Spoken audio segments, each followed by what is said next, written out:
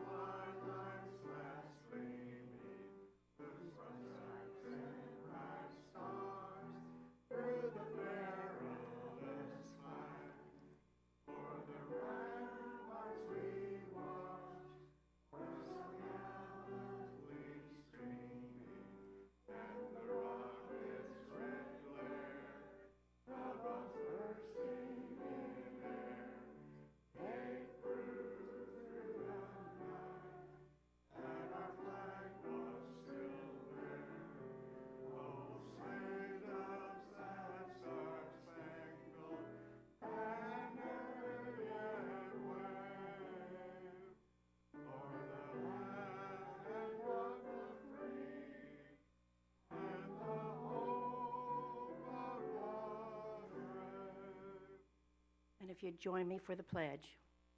I pledge allegiance to the flag of the United States of America and to the republic for which it stands, one nation, under God, indivisible, with liberty and justice for all.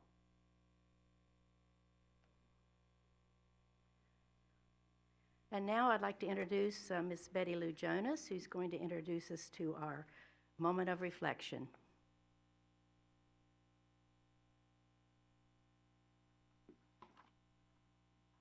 Good morning.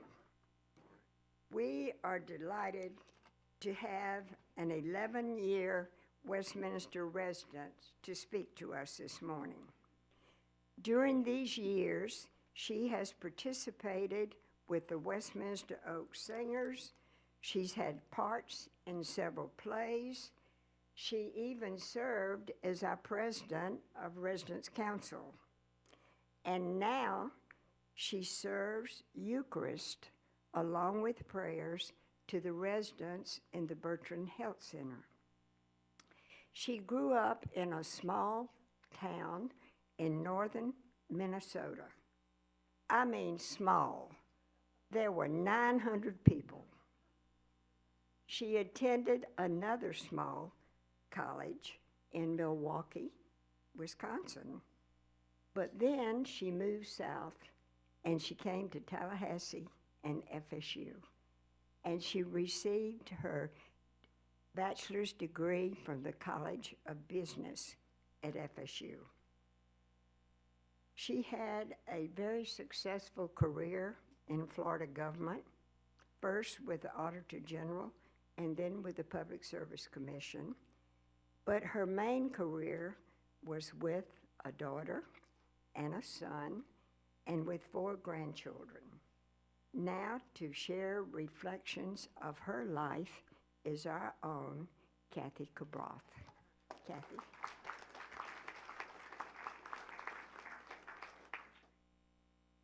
Thank you, Betty. Thank you, Betty Lou, for your kind words. Who am I with I am? Who I am needs to reflect my values, knowledge, and tender side.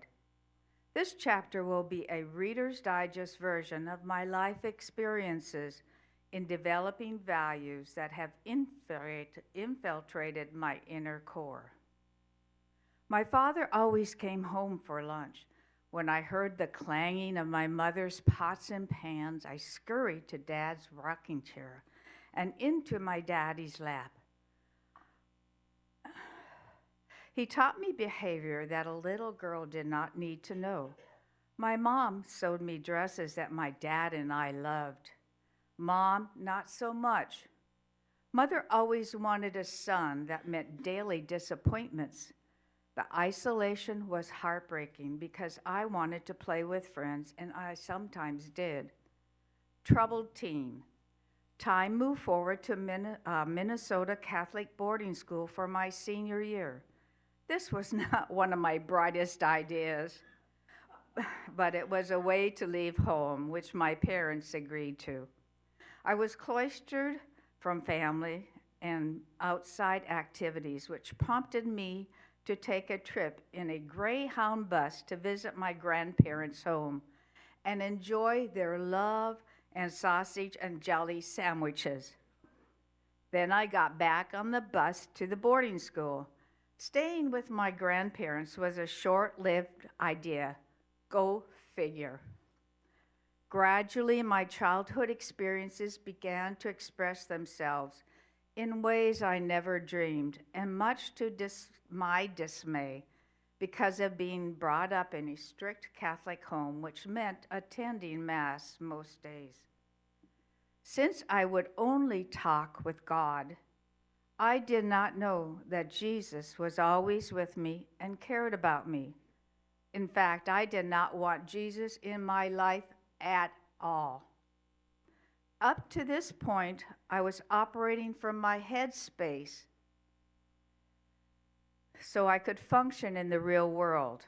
When my experiences started becoming exposed, a warmth came over me from the healing I felt from truly accepting my life experiences and being filled with Jesus' mercy and grace. Grace to me is God's WD-40. The puzzle pieces were further fitting together by my experiencing dancing, which allowed me to expand my identity to acknowledge that I was and am a beautiful female, and this was God's plan all along through the love and grace that He bestowed on me. What a wonderful gift to be able to communicate with my body and know who I am. Where am I now? Where, oh, where am I hiding? Is escaping into reality frightening me? I am Jehovah Rophi, the Lord your shepherd who loves you. Psalm 23. During my senior year, I ran away from school twice. A troubled teen I was. I turned 18 and my parents put me in a boarding house in downtown Minneapolis, St. Paul. I earned $1.25 an hour filing file folders for the company of Investors Diversified Incorporated. No computers at that time. I had an opportunity to advance in a correspondence department, which petrified me, so I turned down the offer. Life moves on. Life moved on to the time when I moved to Tallahassee, Florida with my husband, David, Robert, 3, and Julie, 1 month.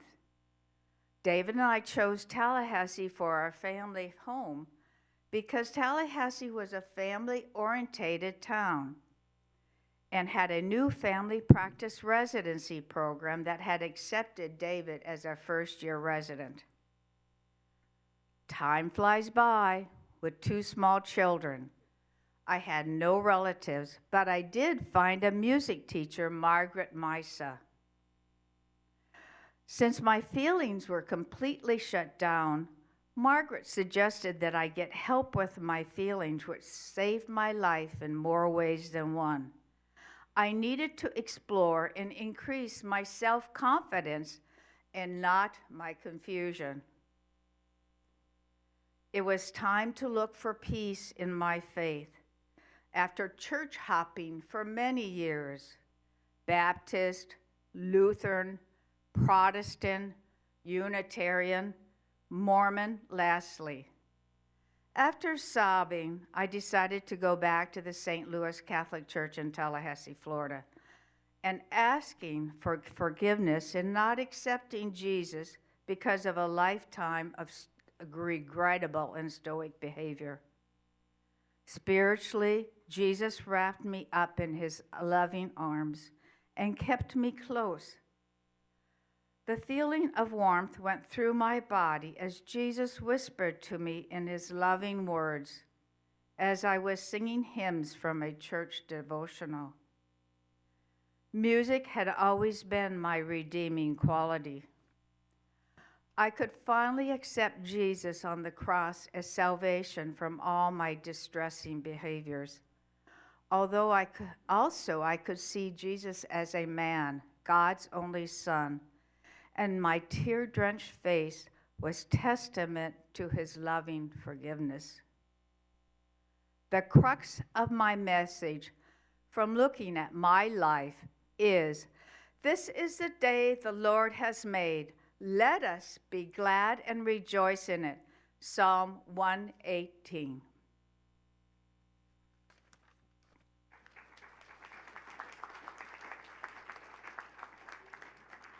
Thank you, Kathy.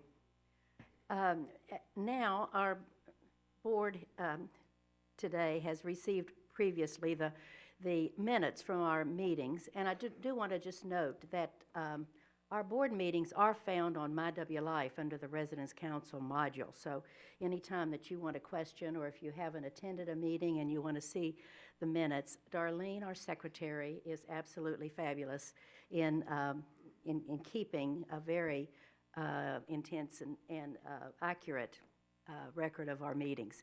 But now we have our minutes from the September 23rd meeting, and if I have a motion to accept the minutes. Is there a second? All in favor, say aye.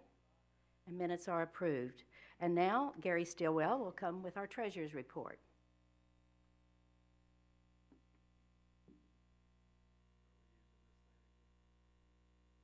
Back there. We don't do that. Good. Yeah. Good morning. The treasurer's report for October the 21st is our income, our budgeted income is still $38,000. Total income, since we no longer have any income hardly, is $1,219. Budgeted expenses were $38,000, and we've only spent $6,000 of that, which leaves us a remainder of 85%. And we are halfway through the year, so we're not spending that much money either. Of course, we do spend more money at the end because we give FSU $10,000. The bank account balances are, the general fund is $65,000. The employee gift fund started out with $31,000 left over from last year. And so far we have collected $64,000 from 125 checks. If you add those two together, it comes up to $95,000. And we are going for $200,000 without the pot that we already started with, so we can make sure that everybody gets the maximum amount of money that they can have. And the foundation savings is $35,000. We are holding on to that through the end of the year, and hopefully we'll be able to use some of that to restock the boutique. So, at any rate, that's the September end of month finance report was posted on MyWLife, and this report will be posted on MyWLife at the beginning of next month. So, any questions about anything? Sure.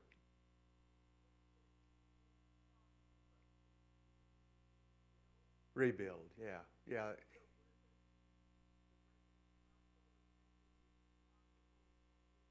No. Probably I shouldn't have even gone into this, but but I did. So yeah, here I am. At any rate,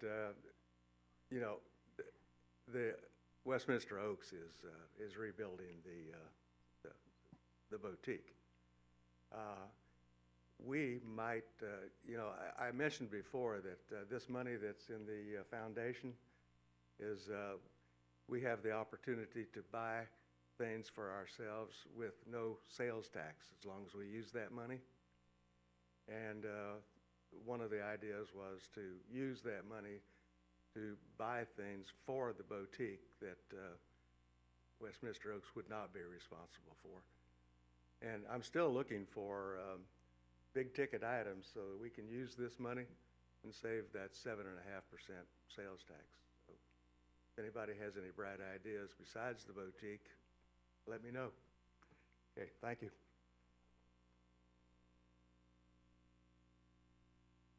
And we continue to encourage you, if you haven't sent in for your team member donation. I know quite a few people have already done that, but we encourage you if you have not, because our team members do not receive any tips, or, you can't technically give it a team member anything, but at the end of the year, they look forward to this. So it is a wonderful way for us to say thank you to all of those individuals who help us every day. Now I'd like to, first of all, thank Jo Bowman, who's sitting back there. She was in charge of our welcome committee for quite a while, as Sandy Wiley. Now, Jo, would you please stand? We really appreciate her service to this committee. I think Sandy's out of town, but anyway, they did a yeoman's job, and we really appreciate that. And we're also excited because one of our new residents this year has taken over that responsibility, and her name is Sue Wattenberg. So I would like to ask Sue to come up and introduce our new residents.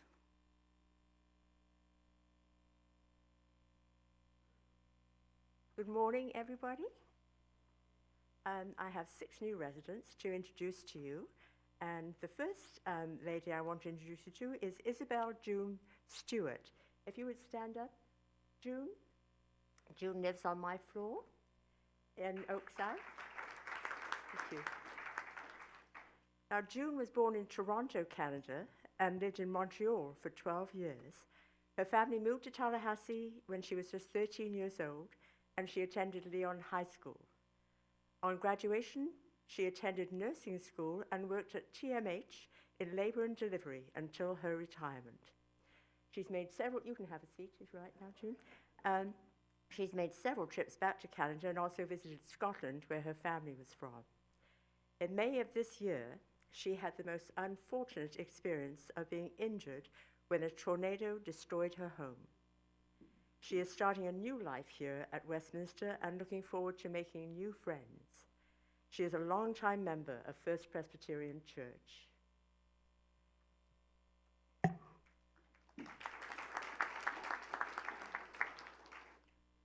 Now, the next couple I want to introduce are Marilyn and Ed Fever.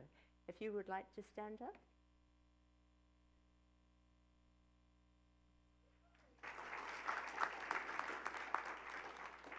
Now, Ed was born in Laramie, Wyoming, and I have lived there for a brief period of time, and raised in Norman, Oklahoma. He received his Bachelor and Master's of Divinity from Union Theological Seminary in New York City. Ed attended there during the 70s and followed a fellow seminarian to Southwest Georgia, where he was active in voter registration and in the development of the largest black-owned land in the United States at that time, New Communities.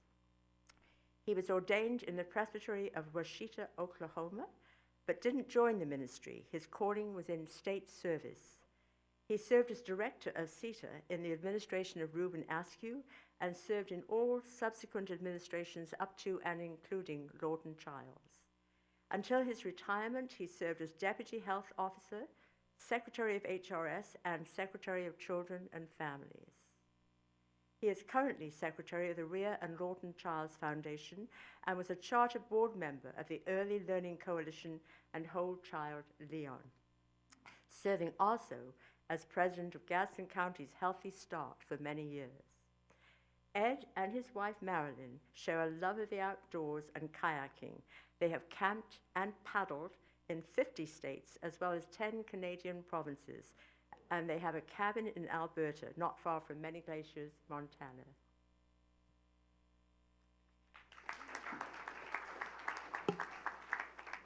Now, Marilyn is a native of Hawaii, and her parents were educators, and she spent the school years after grade 5 in Honolulu, where her father was a high school principal. Following graduation from high school, she did coursework at several universities, including the University of Hawaii and the University of Massachusetts, and also studied at the Museum of Natural History in New York. She has had an interesting and varied career path. Her jobs include radio and TV writer, teacher, researcher, and for the 20 years preceding her retirement, she was a financial planner and investment advisor. She co-chaired the first bid for Congress of Representative Patsy Mink, who is credited as the person most responsible for the passage of Title IX.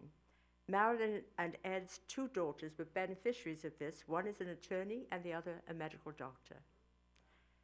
Marilyn learned to kayak at age 78 and discovered that North Florida provides wonderful and varied locations for paddling. In retirement, she continues to be an activist and has the perfect partner in her husband, Ed.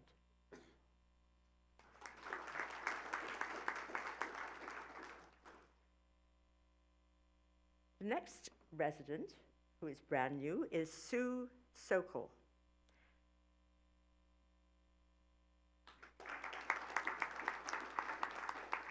Thank you, Sue. She was born in Washington, D.C. Her father was in the Air Force, and she was just 3 years old when the family moved to Vandenberg Air Force Base in California, and then eventually to Cocoa Beach. Sue has had a lifelong love of learning. She majored in history at Florida Atlantic, and then got her master's at Urbana-Champaign in Illinois. She has a law degree from George Mason University and a master's in library science from the University of Texas in Austin. She worked as a computer systems analyst for the IRS, mostly in Memphis, and more recently was general counsel for the Department of Veteran Affairs at the Law Library. In 2010, she retired to the family home in Troutman, North Carolina, but due to vision problems, felt she needed a more supportive environment.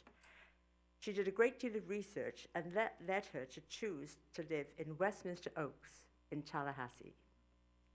Sue's greatest pleasure in retirement is reading. She also loves card games and is a faithful attendee at the trivia contest.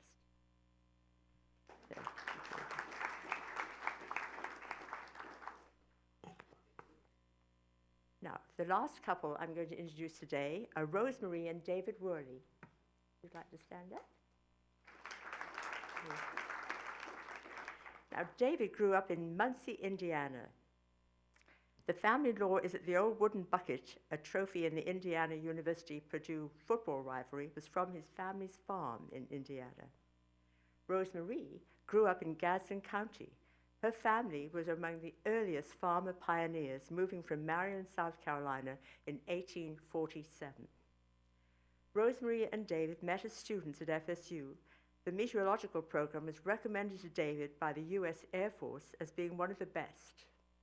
The first 4 years of their marriage were spent in Hawaii, David as a photographer with Singpac Fleet at Pearl Harbor, and Rosemary as a legal secretary. David returned to FSU for graduate school and worked for the state of Florida in coastal management. He also served in the U.S. Naval Reserves in photo intelligence. Rosemary has enjoyed a career in legal assisting, education and training program development and quality improvement, and has worked at Tallahassee State College and the Florida Department of Children and Families. In retirement, Rosemary enjoys reading, word games, and genealogy research. David particularly likes to read World War II and Civil War history. They both enjoy music and the arts and are looking forward to participating in all the activities that are offered here. Thank you.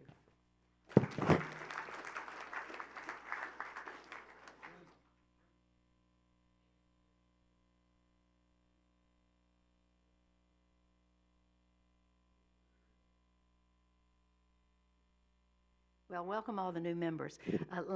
Lanny is telling me that we did not approve our treasurer's report. So at this time, officially, do I have a motion to approve our treasurer's report? Lanny, second. All in favor say aye. Okay, treasurer's report approved. I'd like to ask Hugh Wheeler to come up. He's on our FLICRA board, and we'd like to have a few announcements, hopefully.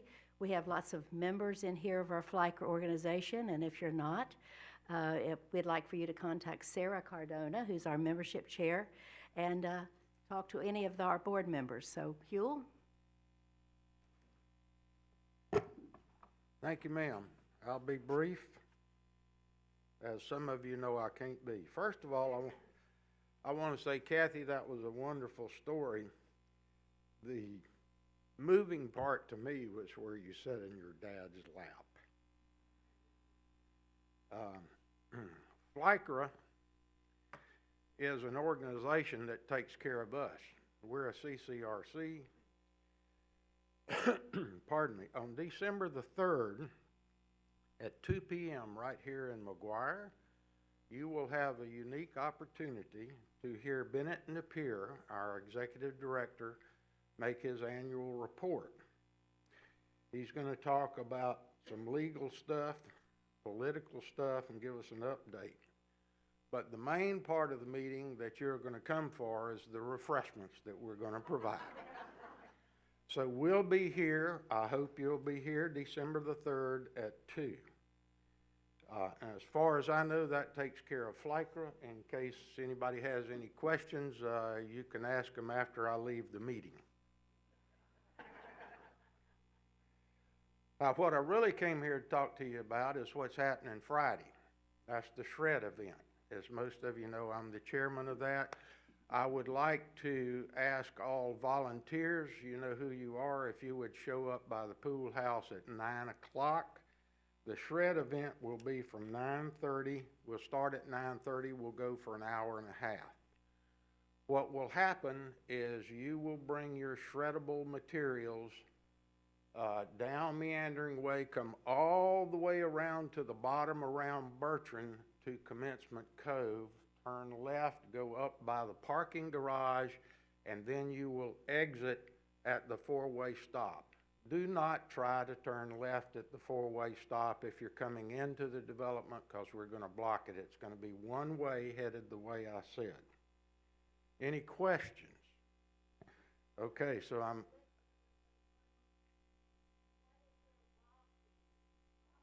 I just bring it right. Okay, let me go back and say the truck is going to be parked where it was last year, right across from the pool house. We'll see you there. However you get there is up to you.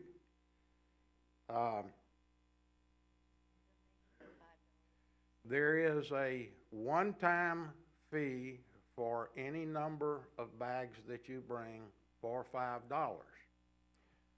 If you bring a $10 bill, we will thank you for the $5 contribution. Now, since we've covered everything with FLICRA and the Shred event, I thank you.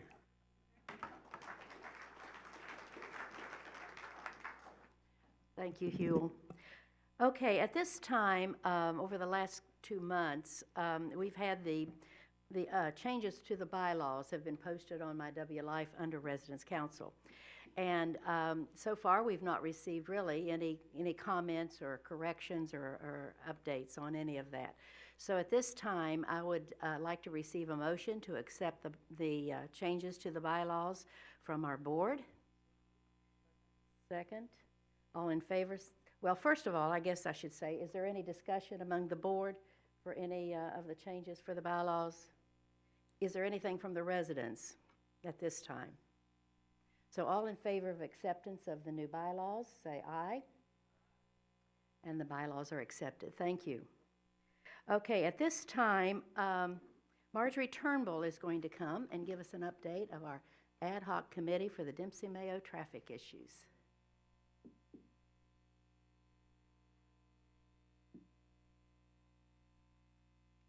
In keeping with Hugh's example, this is going to be very brief. There really have been there's been no movement on any of the negotiations on the right-of-way for the roundabout. Once again, the negotiations are between Westminster Communities, Orlando, and the developer, and not the county. Shannon Sauls has been kept very much in the loop, and as a result, excuse me, our committee has also been kept up. So if anything happens, we'll let you know. Excuse me. The recent discussions have all been related to the golf cart issue of crossing Dempsey Mayo and using the sidewalk. Originally, a proposal was supposed to go before the county commission in October. That has been postponed until after the elections. So we will just simply wait until that time, and in the meantime, as I said, we're being kept up to date by county staff as to any directions, and you will be among the first to know. So any questions? Janet?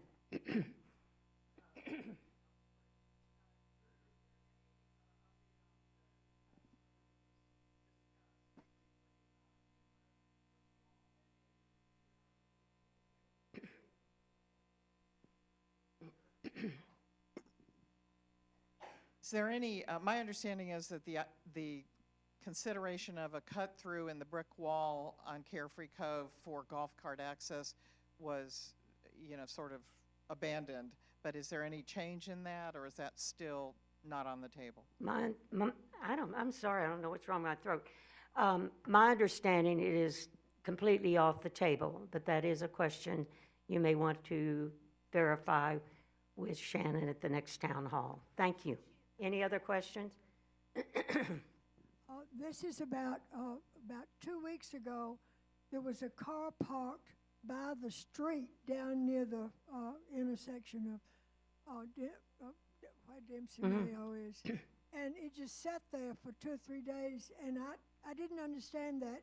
Usually in a normal town, if you just leave a car on the street, they either ticket it or move it away.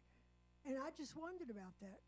I have no idea. I did happen to see a sheriff's vehicle looking at the car, and then it was gone. So I have no idea what that was. I was curious myself.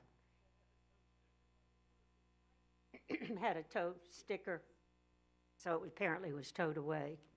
Don't know. Sorry. Any other questions? Thank you.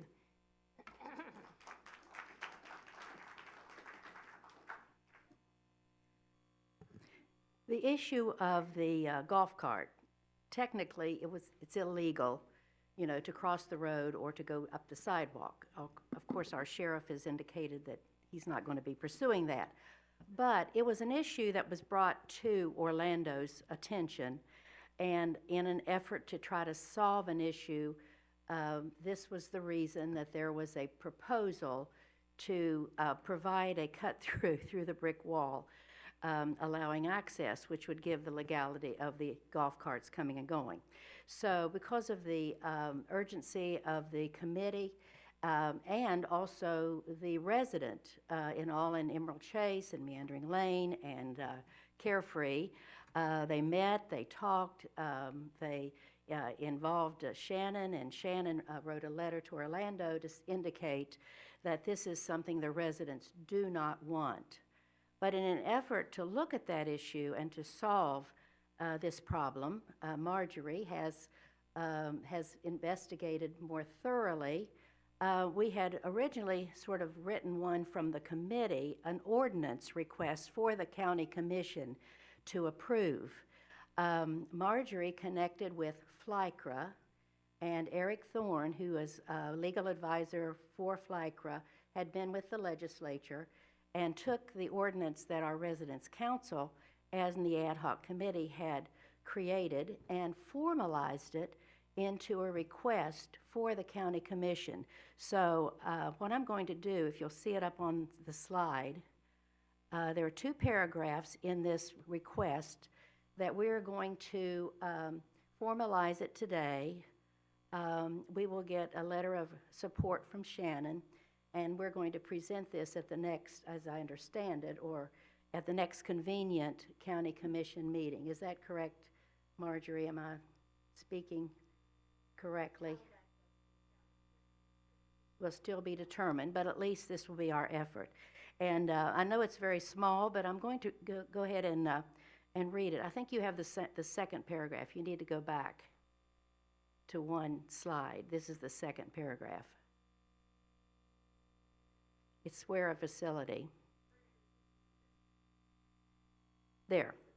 Okay, and this is the ordinance request that we're going to send to the county commission. Where a facility as defined in chapter 651.011, section 14, is located on both sides of a county road within the jurisdiction territory of Leon County, a golf cart operated by a resident or employee of said facility may cross the county road at a location approved by the government entity having original jurisdiction over such road, and such crossing shall be equipped with any traffic controls and signage needed for safety purposes and to indicate that such operation is allowed. The second paragraph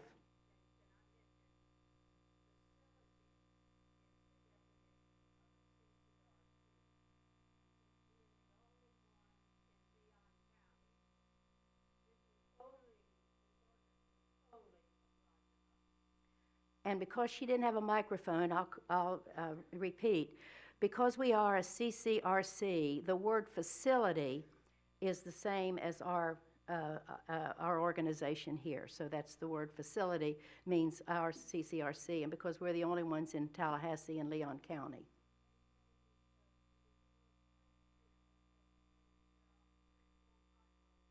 Is there a typo there? Okay.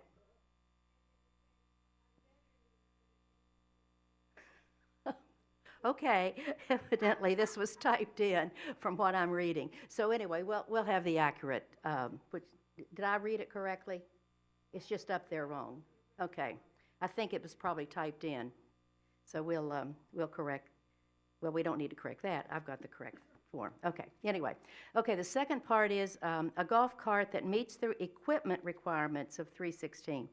Operated by a resident or employee of said facility may drive at a maximum speed of 15 miles per hour on a sidewalk adjacent to a specific segment of the county road adjacent to the facility, which is our CCRC.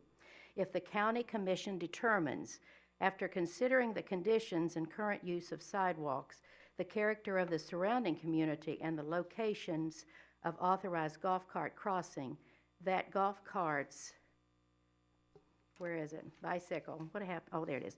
Bicycles and pedestrians may safely share the sidewalk. The county commission shall post appropriate signs or otherwise inform residents that the ordinance exists and applies. So the state law is that you are not allowed golf courts on our roads or on the sidewalk.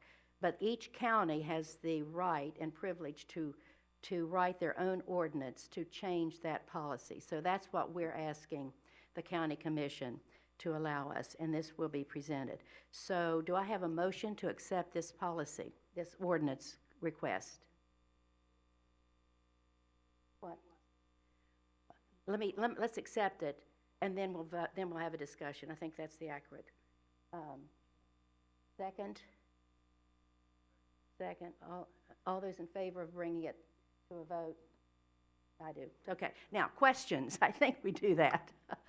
Anyway.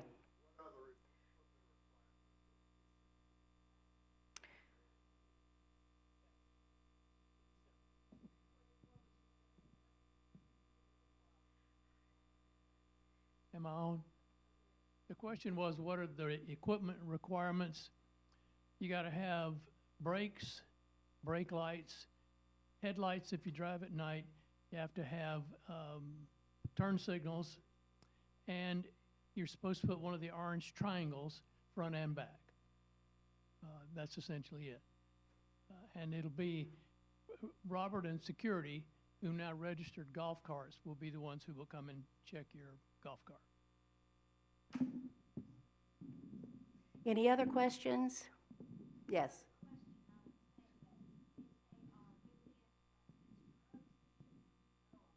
You're right. If they're within our section here, the requirements do not apply because it's a private facility, private road, private property. But the minute you cross over, and actually the meandering lane is a private road and public road, a county road, Okay, Emerald Chase is private, so. Any other questions? We just hope this proposal will be accepted and will give us legality, I guess. Yes? Is there, what is the current golf cart / bicycle regulation within Westminster Oaks for use of sidewalks? Are bicycles and golf carts allowed on the sidewalk? I know that staff uses the sidewalks extensively in their golf carts. No bicycles and golf carts on the sidewalk. We talked about this at the Residents' Council planning meeting. We don't want golf carts on the sidewalks. They don't need to be. Within the community. Yeah, now, you go down from the front gate to Emerald Chase, Katie bar the door.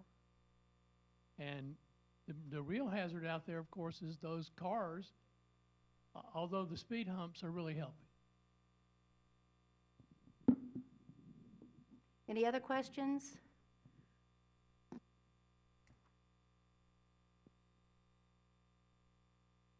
My suggestion would be that this second paragraph needs to be broken apart more than the sentences there, because it's very difficult to read that long a sentence and understand what you started with as a main point. Marjorie?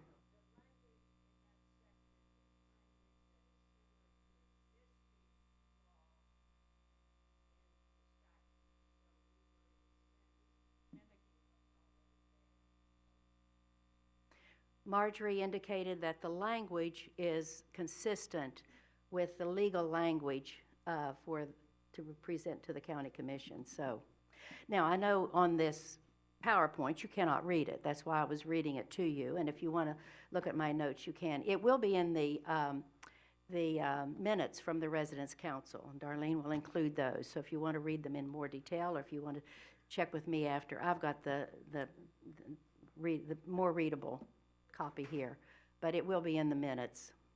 Yes? Just that you need a period after sidewalk, not a comma. Okay. I'm thinking that what I had and what's on there was retyped. And I appreciate the work that they do to get it back on there, but I was hoping it would just be copied and pasted. But, you know, when you're not familiar with PowerPoint, so I'm thinking that this is accurate. And thank you for bringing that up. Okay, any other questions? Now, I guess we should have a motion to approve our request to the commission. One more time, I guess. We did that already? Okay, all in favor say aye. Any opposition? Okay, the motion proceeds. Great. Okay, Marie Coward is going to come and give us an update of our lower level.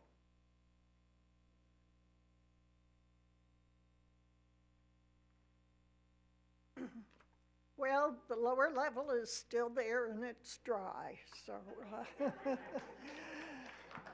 right now the contractors are hanging a lot of white wallboard and reconstructing what we have.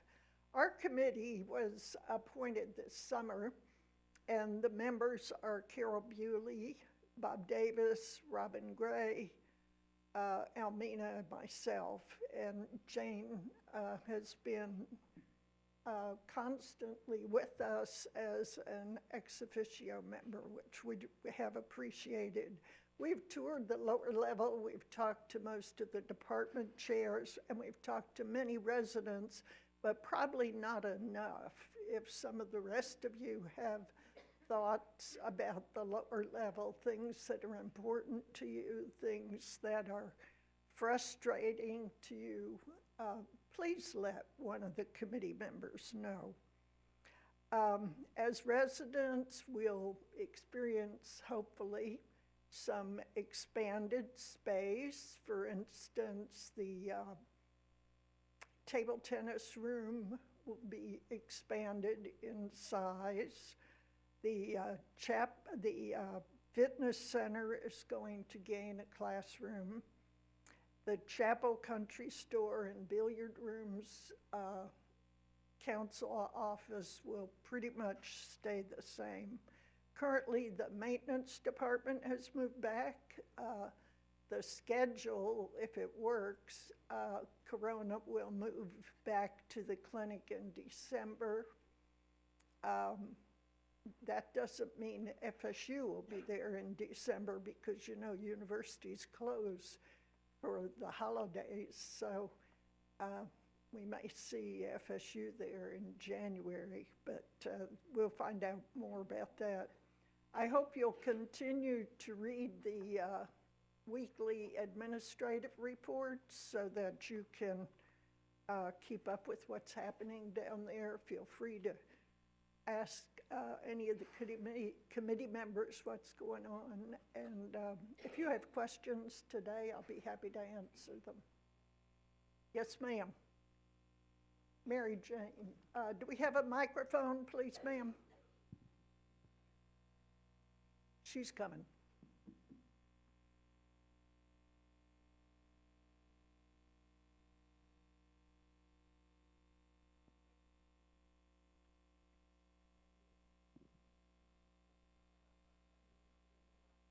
Put him to work. I didn't think I looked like Jay, but anyways, I was privileged to Shannon to allow me to tour the lower level, specifically the chapel. In the tour by two of the coastal people, I went from where the dining room elevator is all the way back to the chapel, so I got to see pretty much everything that was covered. I was extremely impressed. The gentleman said, "Oh, excuse our mess." I didn't see any mess. I saw a very clean workspace. After my tour, I asked Shannon and other people if we couldn't have maybe Tegan and Asia do a video to show the people what is going on down there so they can really understand and appreciate why it's taking so long. That's a great idea, and I'll follow And we could through show on it that. here. Yeah, So good, thank you.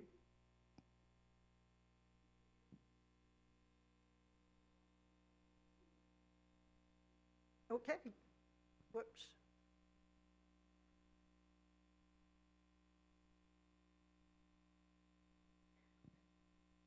I imagine some decisions have been made about the decoration of the area. I always thought the historical Tallahassee decoration was charming, and I hope something like that is planned. Okay. In terms of the committee, we're still dealing with narrowing down and finalizing the floor plan so we can, you know, change some spaces and expand. Yes, go ahead and give us information on decor. The interior decorator that Orlando hires has been coming up here. I know that Shannon and the decorator have already selected some of the flooring. Most of the flooring will not be carpeting, but most of the flooring will be hard flooring throughout the lower level. Losing my voice. Okay, thank you.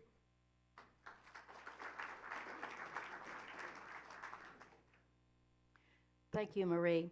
Okay, and now Mike Rashad's going to come because that communication committee has been very active in updating, and it's going to share a lot of really good information. Yeah, good morning. There we go.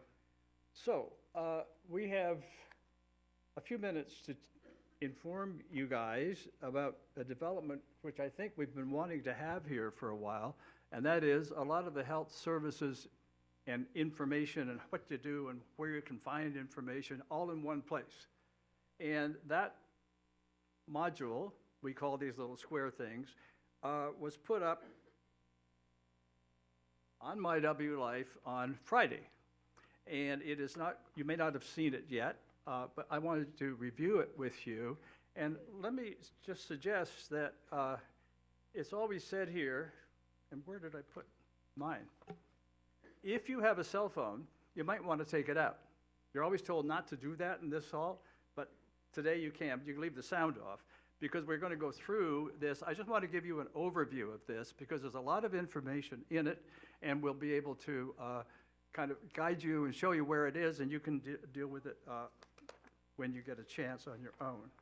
So this is an introduction to what you'll find if you find the module on MyWLife. And one of the challenges on MyWLife is to figure out how to use the, is this the right one? Well, I'll just ask it there.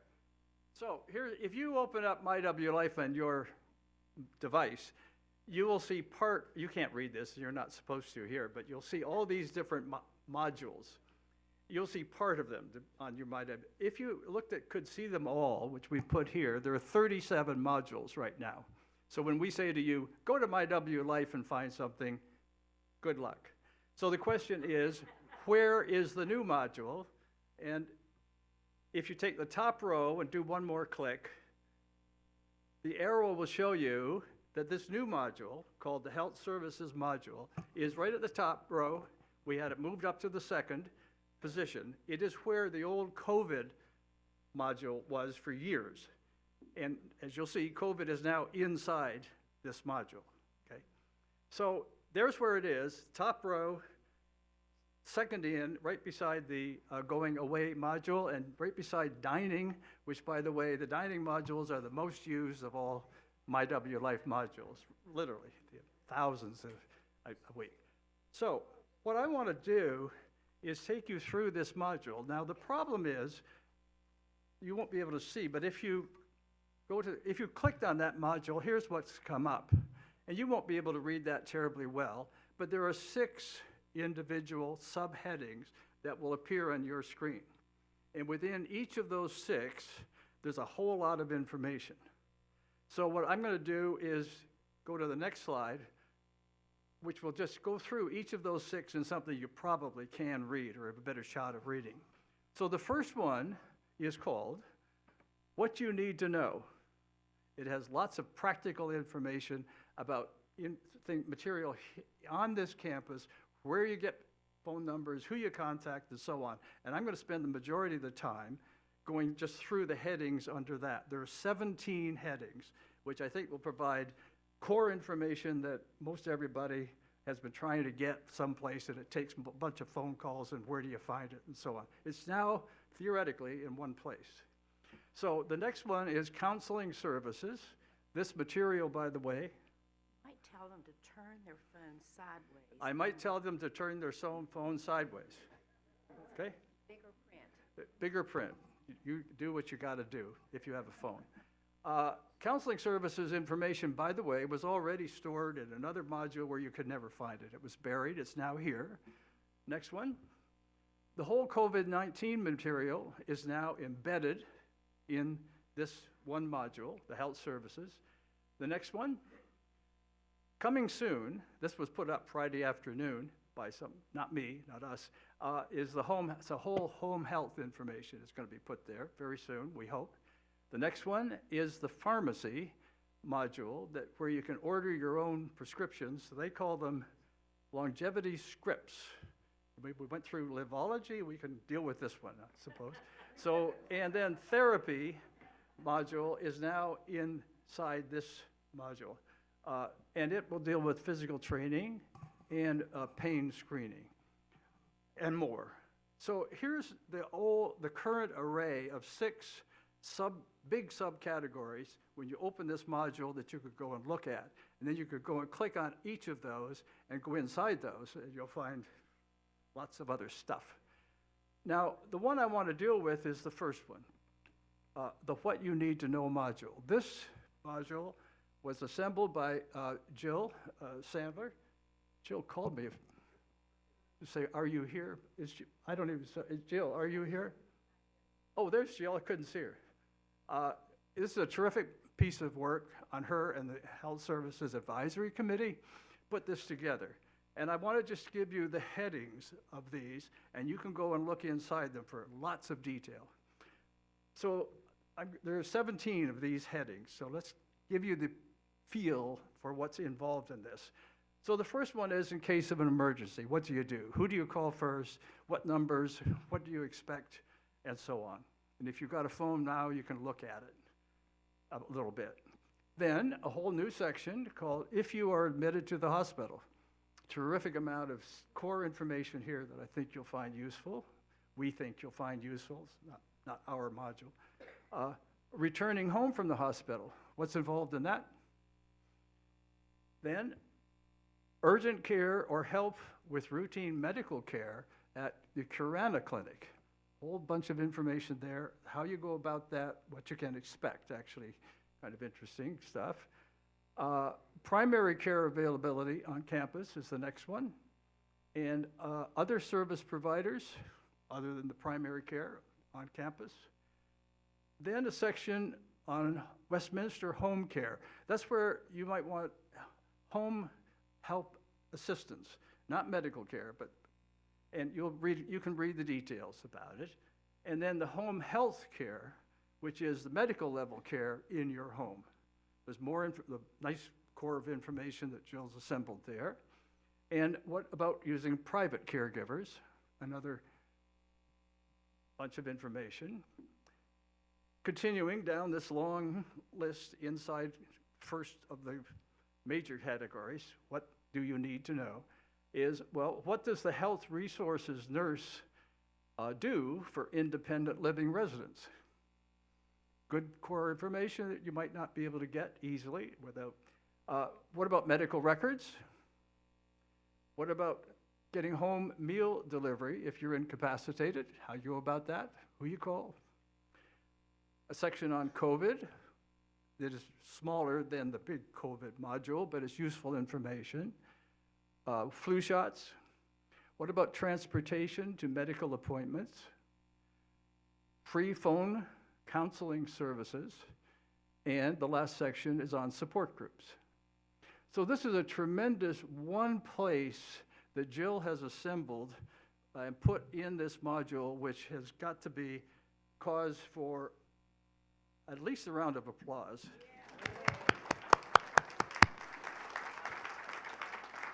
Yeah, this hopefully will make a big difference. Now, encore, yeah, okay. So the next slide is that we're putting this in the WOW for next month, which will come out in a week or whatever. This is a sort of an announcement of the sort of thing I've just done, which says, okay, here's a one-stop source for this module, and here are the 6 major categories of it. It's a reminder for anybody that's been here, and people that haven't been here are going to be able to access it. And when any of this happens, there are a lot of moving parts to this module, this new module. It wasn't done by any one person. Jill is the hero, in my opinion, for the local stuff. But if you go to the next slide, I wanted to just give credit. Jill, we've already applauded, and that was great. The other players in this were the Communications Advisory Committee, which is, from the beginning, thought this would be a really good idea to have on MyWLife, and so it's great. We didn't do it, but we encouraged it and got it cheerleaded for it. The people that do the work, Vicki Brown is the connection between the Communications Committee and the administration. So the Communications Committee makes recommendations. We don't do anything, all right? We make recommendations and review and try to keep up with what's going on and reflect the residents' input on this sort of stuff. And Laura Seaton, Lifelong Learning Coordinator, has been designated recently by Vicki as the person who will do the hands-on stuff. And the other person involved in this is a person in Orlando named Wendy Tamarit. She's the corporate MyWLife person who says a whole lot about what we can and can't do. The next slide. So as you use this, it's going to be pretty helpful to us if you find and you want to change things, this could be better, why don't you this and that? We think the best way to get comments is to send them to me, one person. I can get them out to the right sources. So as you use it over the next weeks, we will really like that because it's a work in progress, but it's moved pretty well along, we think. And the next slide will say, what about questions that you might have? And let me start by asking myself a question. Why is Curana not included in this? There's a small section on it, and the answer is Curana has its own PowerPoint kind of presentation, which apparently is the sort of thing that we can't include technologically in MyWLife in this module. It won't fit. So at some point, I think there's a meeting today, maybe, Vicki, yeah, with Curana people to try to move this, and there might be, we'll see, there probably will be another module adjacent to this one perhaps, which is the Curana information in more detail.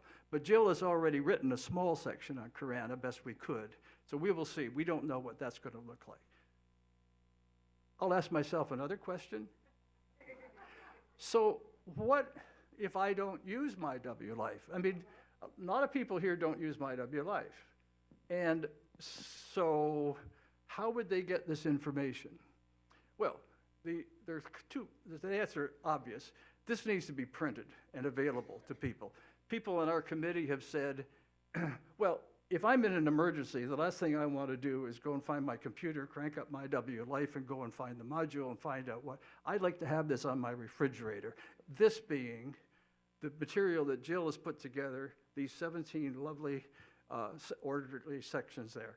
And so at some way, and we're pretty, this was last Friday we got this thing together. That's got to get somehow arranged, and maybe council will sponsor this. We were thinking of an insert in a WOW. We're just not sure what, but it's got to get out. But the problem is, once it's printed, it's out of date. And so they're going to, at least parts of it, there'll be changes. And so the nice thing about the MyWLife part of this is we can go and tweak that, fix it as needed.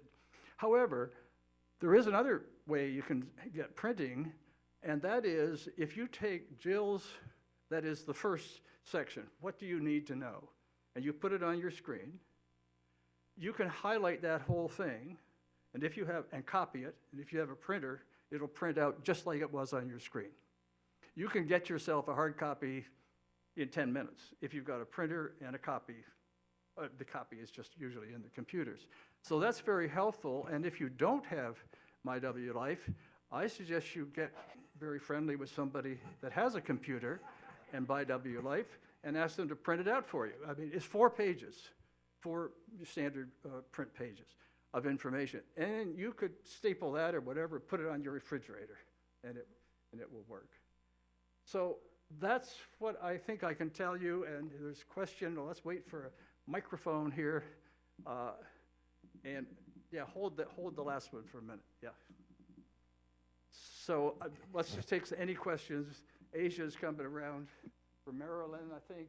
Marilyn has a question. Could you just wait till the microphone comes? It'd be helpful. Here we are. I just wanted to say something. On Friday, I was asked to wait for the ambulance for a resident at the apartments. And while waiting, Jill had mentioned that she had just posted it. I wondered about whether or not who was going to order the occupant dinner. And I worried about that because it was just about supper time. And I know how the hospitals, she was probably not fed for hours while they processed her out. So I consulted this, and sure enough, there it was, call Kimberly. Call Kimberly, okay. All I'm saying is that, it is very helpful. I didn't have to fret. I didn't have to find someone to pick up the dinner, but Kimberly could handle it, and it was right there, and I'm saying it is very helpful. And it was organized in such a way that I was able to find it quickly. Jill, thank you. And Jill's had her microphone for a minute. I just want to say that this is still a work in progress, what you need to know.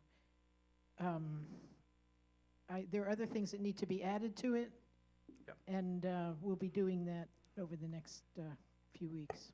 Yes, and I hope what we're going to, just for 1 minute, be able to do is when there is an update, we need an additional banner Sure. that says, this is just, here's a, check this out. And we will have that up, but this is a work in progress. Yes? Yes, thank you for all your wonderful work. I just want to mention with home meals, people who are COVID exposed are not incapacitated, but maybe you would add that on there. You're perfectly well, but you're having to stay away. Thank you. Jill's taking notes. This is Asia. There's one here. Oh, sorry. Pat Hogan has got the mic in first. Go ahead. Wanted to hitchhike on one of the recent comments. This has been a work in progress, still is, but I think we owe a great deal of gratitude to Mike and Jill, their committees, because this has not been easy. My guess is this is the finest informational module on any phone system in the county, maybe in the world. But there's been a lot of blood and sweat given. I don't know about tears, probably been some of them too. But thank you, all of you, who I just included in this sweeping commendation. I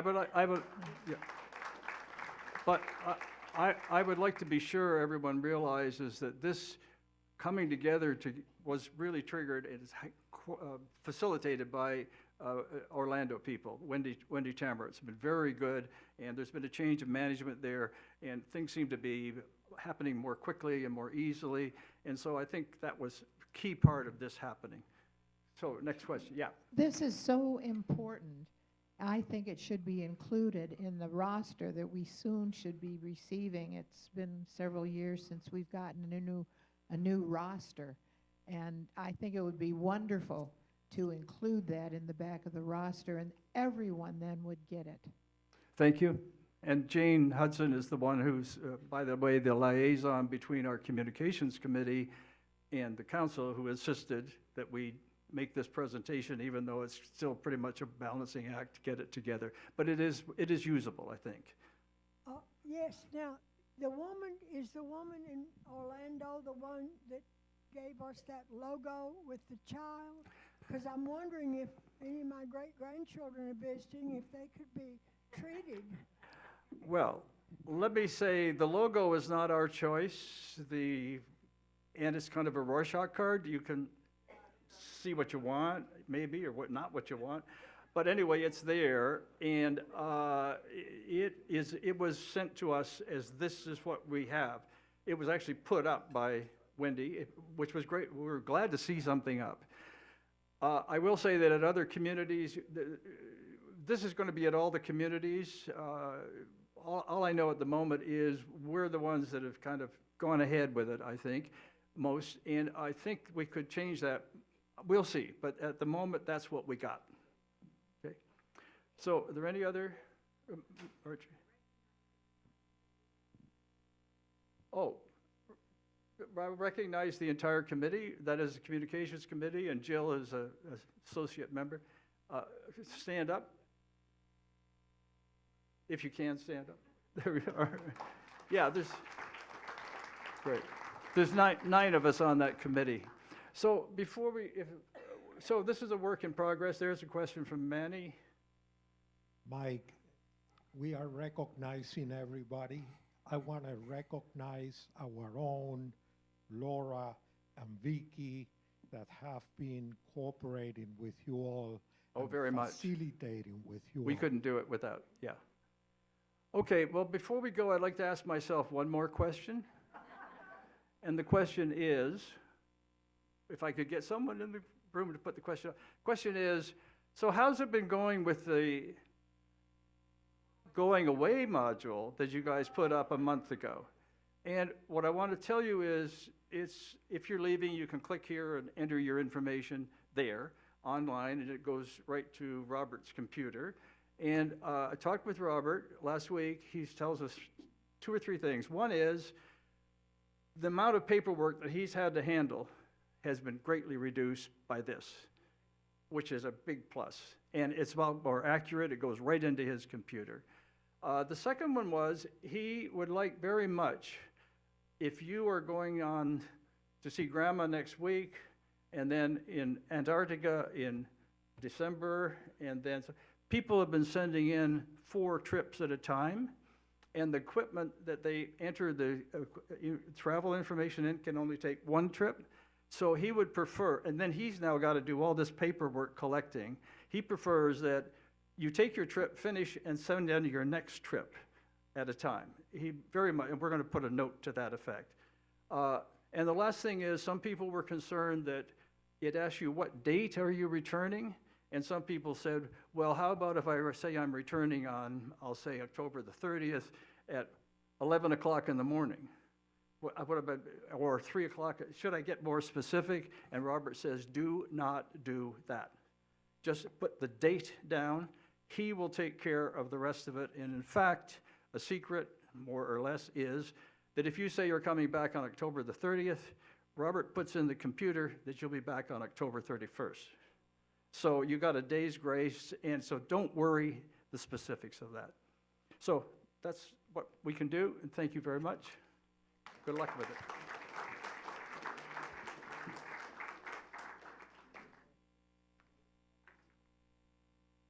You know, our committees here at Westminster Oaks are phenomenal. And when you think of the time and the energy, and I always sort of use the term that we're volunteer middle management. We're taking care of business that affects all of us. So I do want to say a thank you to everybody that serves on the committee, and especially this communication committee that's been so active, as well as the ad hoc committee that's been presented today. Okay, I think Vicki is here with a few updates. I know we're sort of running over, but this is information that's good to hear. Good morning. I'll make it very quick. I know I stand between you and lunch today, probably. Couple of updates on the maintenance side. Our chiller has been repaired. You know, it's been long awaited again, and is operational. But the temporary chiller will stay on campus for just a little bit longer, another few weeks at least, because as you know, last time we took it away, the new one failed. The difference now being is that we're not, the cooler weather, we're not as in need of this chiller being at full capacity as it was, but anyway, bear with us a few more weeks on the temporary, and then hopefully we'll have that moved off-site. The new pumps are also in process of being installed this week, and these are the pumps that had failed in the lower level, causing our major issues and flood back in April. So the new ones are here and are in the process of being installed. So hopefully that goes smoothly, and we'll be back in business and hopefully not need them. We've already talked about reconstruction of lower levels all going well. Thank you for that, Ms. Marie. Upcoming events, just wanted to share with you, there's a cultural endowment event here in the McGuire Center on Sunday at 3. Comedian Karen Mills will be here. Dining chat later today. If anyone's interested in that, 2 p.m. Come to hear what's updated, new in dining, and ask your questions. At 2 p.m. here in the McGuire. Tomorrow, no, I'll take that back, Wednesday, the 23rd, this week, we'll have the fall seasonal tasting at lunch.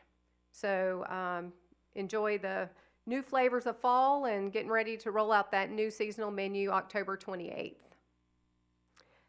Flu and COVID clinic, as you know, had to be rescheduled. So it was moved to October 24th. So that's coming up this week as well here in the McGuire between 9 and 1. Hopefully you've already turned in your consent forms if you plan to receive either of those vaccinations. And Kimberly in the Health Resource Center is handling that.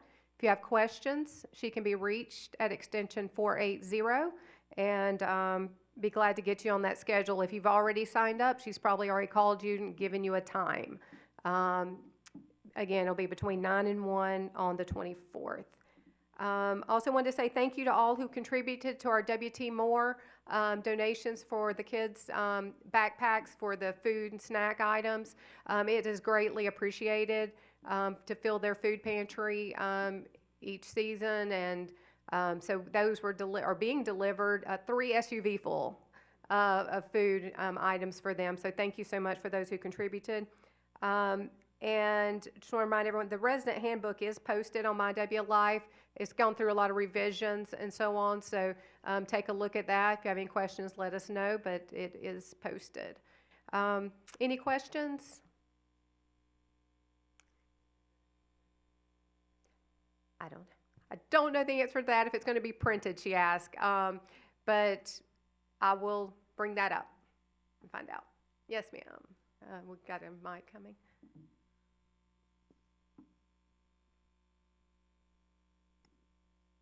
Vicki, you may not know the answer to this at all, but this is from Shannon's last Friday memo. Okay. And there was a statement in here that says, friendly reminder that political or solicitation items, as well as other organizational information, are not permitted, and that's in bold. Do you know what that means? No, I'm serious, because I don't really know. Well, there's no solicitation. I mean, that's all I know. I'm reading it the same as you are. So there's no, here's my concern. Okay. I understand yard signs and that sort of thing, but because the election is coming up, apparently there's been some confusion about people wearing buttons on their little bodies or a T-shirt. And, I just want to stress that under the statutes that govern CCRCs, we have super rights, we have constitutional rights that are protected, and that although I would concur with the regulation of yard signs because that could get everybody fighting. And I also would say if there are political discussions, that we're all really cool people and that we should have those discussions with respect and calmly, even if we don't agree, but that there should be no attempt, either by Westminster or anybody else, to not encourage respectful political speech or you personally wearing a button for your candidate or whatever that is. So I just wanted to raise that, and it would be helpful if there is a desire to have a policy that something be done in writing so we can look at it.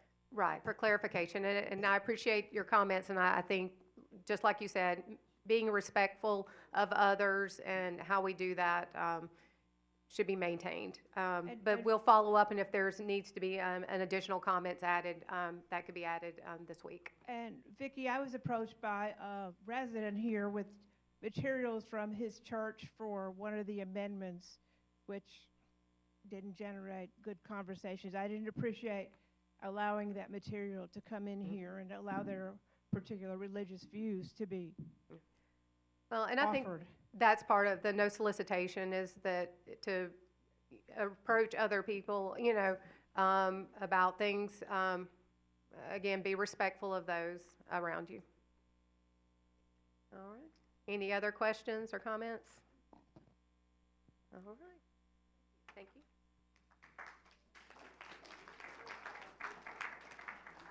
I'll just add quickly to the activities this week. We have 3 vignettes presented by our Westminster Oaks players. And it's going to be Friday and Saturday. I think Friday at 7. What about Saturday? Is it 2 o'clock on Saturday? Yes. Yeah, okay. 2 o'clock on Saturday, 7 o'clock. Don't miss it. It's going to be wonderful. 3 vignettes from our Westminster Players. And as you know, Westminster Players is a committee under the Resident Council guidance, so we encourage you to come. Okay, is there anything from the committee, from our board members or the audience? Yes, Jan? Come early at 6:30 to 6:45. Is this on? 6:30 to 6:45 for the barbershop dozen to sing in the bistro. Okay. On those 2 days, it would be 6:30 on Friday evening, 1:30 Saturday afternoon. So come early, 6:30 in the bistro, the barbershop dozen, and 1:30 in the bistro on Saturday. So do not miss it. They're going to be fun things to enjoy. So if there's no other comments, one more? Yeah, just a very brief announcement. The environmental group is interested in promoting the idea of solar panels on the roofs of these buildings, and we have a symposium coming up November 22nd, 2 o'clock, this room. If you're interested in knowing more about possibilities of solar, come and listen to the speakers. I put about 20 flyers on the front table if anyone wants to pick them up. Okay, thank you. Anything else for the good of the cause? Yes? Is Patsy here? I don't see her. Remind everybody of Monday night music. We have the saxophones and the saxophone orchestra coming from FSU. It should be quite an interesting evening. Thank you. Patsy Kickler does a fabulous job, and we really thank her for always getting us music on Monday night. So, if there's anything else, thank you. Have a great day.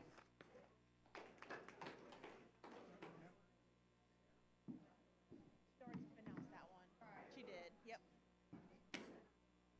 She did, or I think Vicki may.